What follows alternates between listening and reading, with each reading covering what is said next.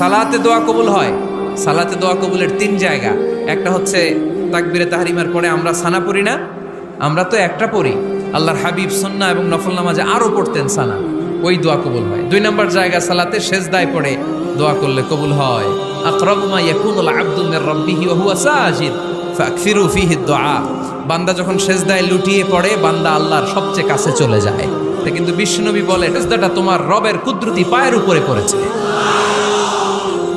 সেজদায় পড়ে দোয়া করেন। সালাম ফিরানোর আগে বিশ্বনবী দোয়া করতেন, লা ইউসাল্লিমান্না আহাদুকুম হাত্তা ইয়াতাআওয়াযা মিন আরবা'a।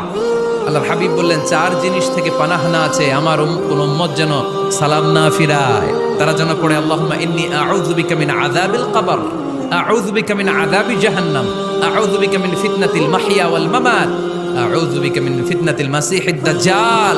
আল্লাহ কবরের আযাব থেকে বাঁচাও, আল্লাহ জাহান্নামের আগুন থেকে বাঁচাও, আল্লাহ জীবন মরণ